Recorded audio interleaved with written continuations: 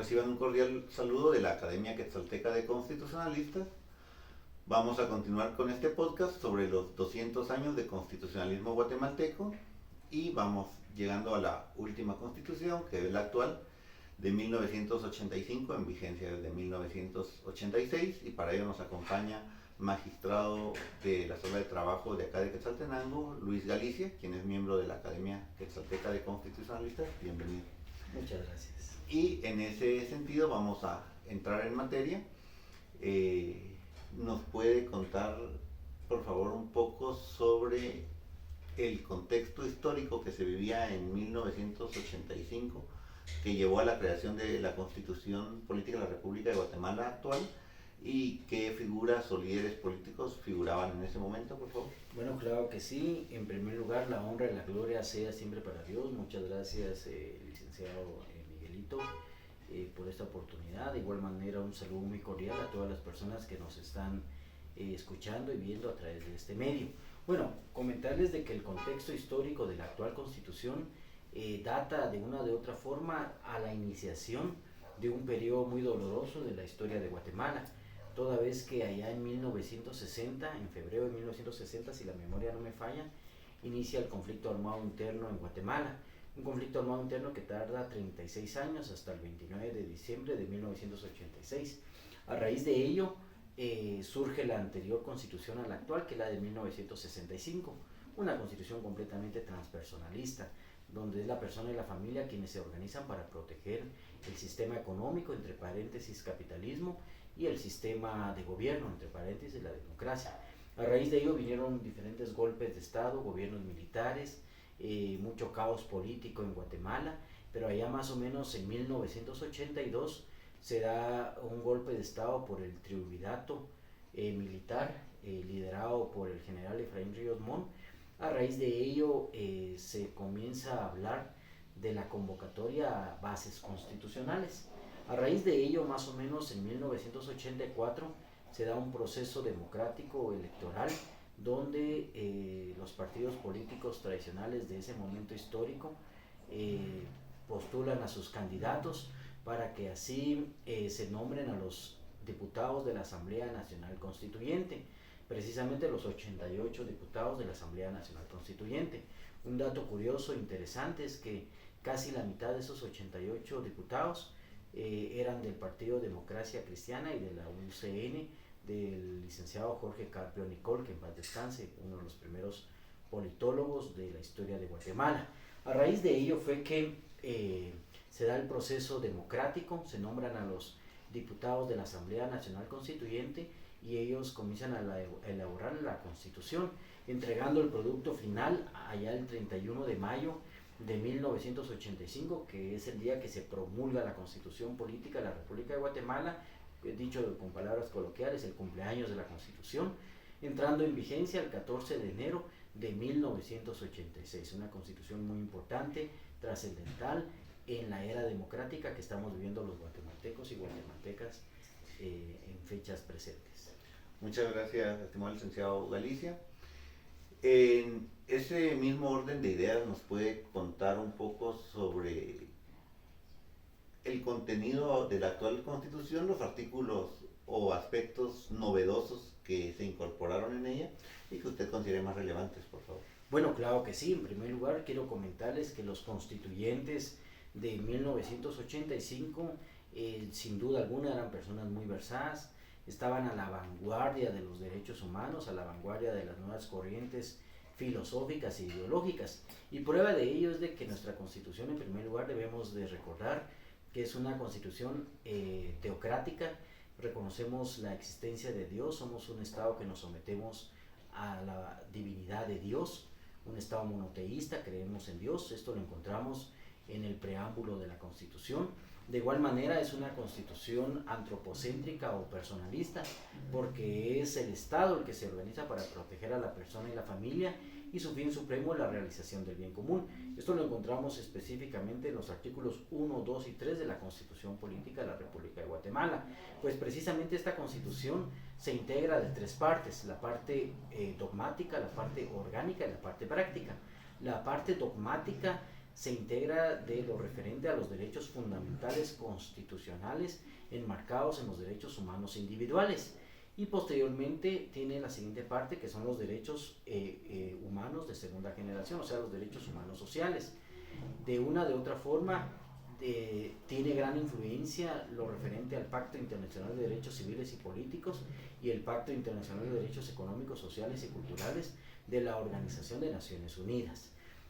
Trascendental e importante es que permite el justnaturalismo, el derecho natural dentro del mismo contexto constitucional a través del artículo 44, referente a los derechos inherentes a la persona humana. El artículo 46 también de una u otra forma establece la preeminencia del derecho internacional en materia de derechos humanos, que ya es un anticipo de lo que hoy conocemos como el control de convencionalidad, que es un tema novedoso en materia constitucional. Posteriormente tiene una parte orgánica muy importante porque nos comienza a hablar del sistema de gobierno de Guatemala, republicano, democrático y representativo. Desarrolla toda una sección del poder público, cómo limita al poder público. Recordemos, como dicen la mayoría de constitucionalistas, que las constituciones son las únicas leyes que limitan al poder público y ensanchan los derechos del ciudadano. El resto de leyes ordinarias, en este caso las leyes ordinarias, es caso contrario, donde se limitan los derechos del ciudadano y se ensancha al poder público. Y prácticamente esta sección del poder público nos podemos percatar del artículo 152 al 156 de la Constitución Política de la República de Guatemala. Luego desglosa lo referente al Parlamento, es decir, al Congreso de la República, desglosa todo el desarrollo del Congreso de la República, el organismo ejecutivo, el organismo judicial, luego desarrolla todo lo referente a los órganos extrapoder, desarrolla lo referente al gobierno departamental, gobierno municipal, y ahí es donde desarrolla todo lo referente a la parte orgánica, o sea, la organización del Estado de Guatemala. Y por último está la parte práctica. La parte práctica es donde establece las garantías constitucionales que el mismo constituyente acertadamente estableció para la protección de la misma Constitución a través de la exhibición personal, el amparo y las inconstitucionalidades de carácter general y en caso concreto. No obstante, recordemos que también los constituyentes fueron muy acertados al establecer una ley que desarrolló esta temática a través de la Ley de Amparo, Exhibición Personal y de Constitucionalidad, Decreto 1-86. De igual manera, la Ley Electoral y de Partidos Políticos, Decreto 1-85, que estas dos leyes constitucionales son de la Constituyente del 85. Ahora, la Ley del Orden Público, Decreto 7, y la Ley de Libre Emisión del Pensamiento, el Decreto 9, datan de la Constituyente de 1964. Pero estas son las 5 leyes de carácter constitucional: la Constitución Política de la República de Guatemala, la Ley de Amparo, Exhibición Personal y de Constitucionalidad, la Ley Electoral y de Partidos Políticos, la Ley del Orden Público y la Ley de Libre Emisión del Pensamiento. ¿Por qué son de carácter constitucional? Porque emanaron de una Asamblea Nacional Constituyente, es decir, el poder constituyente o originario. Ahora, ¿cuáles son las instituciones novedosas? ¿Por qué en el 86? ¿Por qué el 14 de enero de 1986 que entra en vigencia la Constitución y la era democrática? ¿Por qué muchos constitucionalistas sudamericanos, europeos, vieron en la Constitución de Guatemala una constitución novedosa, una constitución a la vanguardia? ¿Por qué motivo? En primer lugar, porque incluyó un tribunal constitucional permanente, independiente de cualquiera de los 3 organismos del Estado, entiéndase del organismo judicial. Me refiero a la Corte de Constitucionalidad, permanente, con jurisdicción privativa y cuya función principal es la defensa del orden constitucional. De igual forma se incluyó la institución del Tribunal Supremo Electoral, independiente del organismo ejecutivo, un Tribunal Supremo Electoral permanente, no solo para un proceso electoral, sino con una permanencia. De igual manera se incluyó la figura del Ombudsman, que recordemos que la figura del Ombudsman data de 1809 en Suecia. La figura del Procurador de los Derechos Humanos, que pienso que ahí el constituyente se quedó muy corto, porque las resoluciones del Ombudsman simplemente son morales, son éticas, son educativas y no son coercitivas. Ahí creo que le faltó al constituyente. De igual manera se establecieron instituciones ya con mayores competencias como la Contraloría General de Cuentas, que de una u otra forma esto fue lo novedoso. En primer lugar, una constitución antropocéntrica, personalista, una constitución con instituciones novedosas que ninguna constitución de América Latina poseía en ese momento, y esto es lo que hace novedosa la Constitución del 86, curiosa y sobre todo de mucha reflexión, de mucho estudio, de mucho análisis por parte de los constitucionalistas no guatemaltecos. Muchas gracias, licenciado Luis Galicia. En este sentido que nos cuenta las instituciones novedosas y el contenido a grandes rasgos de la actual Constitución, ¿considera usted que es necesario que la misma sea reformada en algún momento? Las reformas realizadas en 1993 y la de 1999 que no se llevaron a cabo van a ser abordadas en las dos sesiones próximas, pero ¿usted considera de que fuera de esto hay reformas que necesita la actual Constitución? Bueno, considero que sí. Considero que de una u otra forma, como nos decía nuestro profesor, el doctor Alberto Pereira Orozco, que una generación no puede condenar al resto de la población por tiempos perpetuos con una constitución. Recordemos que todo es cambiante, todo es dinámico. Lo dijo Heráclito de Éfeso, uno de los grandes presocráticos, cuando estableció que nadie se puede bañar dos veces en un mismo río porque la corriente es diferente. Lo reiteró Albert Einstein, el último gran genio, cuando estableció que lo único permanente es el cambio. Igual el derecho es dinámico, debe ser cambiante, igual el derecho constitucional, porque de una u otra forma la sociedad va evolucionando, siempre respetando nuestros principios y nuestros valores, pero necesitamos de otras instituciones novedosas, como cuál, por ejemplo, la figura de la ponderación de los derechos fundamentales constitucionales, un sistema de interpretación en base a la ponderación, citando al constitucionalista argentino Néstor Sagüez.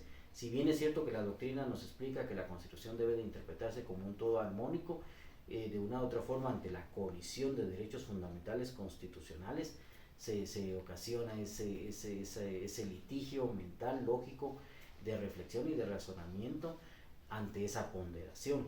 De igual manera, otra institución considero que debe ser fundamental y trascendental es lo concerniente a las inconstitucionalidades por omisión, la obligatoriedad de obligar al poder público a legislar para el cumplimiento fiel de los derechos fundamentales constitucionales, tanto individuales como sociales.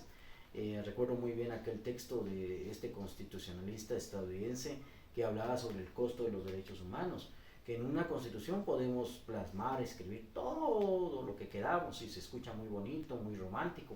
La pregunta es el costo, o sea, cómo se va a cumplir con esos derechos fundamentales constitucionales, de qué manera, de qué forma se va a cumplir, y en el caso del incumplimiento, quiénes son los obligados, o se va a emplazar para que se dé un cumplimiento. O sea, estas instituciones son muy novedosas y siempre lo he dicho, ¿verdad? Que el día que reformemos la Constitución, que sea muy lejano, ¿verdad? Porque que no haya ningún rompimiento constitucional, el orden constitucional, que sea de una forma pacífica, no sé, alguna metodología, modalidad, que sea como un consenso nacional, como lo que pasó, por ejemplo, en Finlandia hace unos 20 años, donde la sociedad llegó a un consenso, estableció sus propias normativas, sus propios protocolos de desarrollo humano, desarrollo social, en materia educativa, en materia de salud y en materia de justicia, y fue algo pacífico y algo que les funcionó y les sigue funcionando. Entonces, si se diera en algún momento una figura de esta naturaleza para la sociedad guatemalteca,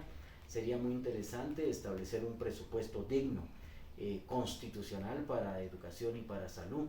Yo siempre he hablado de un 10% del Producto Interno Bruto, para que tenga educación y salud desde la propia Constitución, para que no se esté discutiendo el tema de presupuesto en el Congreso de la República cada año, y que sea un presupuesto digno que permita que estas dos grandes áreas del desarrollo humano puedan fortalecerse, para que de esta forma de verdad se dé ese desarrollo integral de la persona humana que establece también el texto constitucional. Lógicamente hay más reformas, más implementaciones que debería tener nuestra actual Constitución, pero de las que este servidor puede proponer serían estas, licenciado.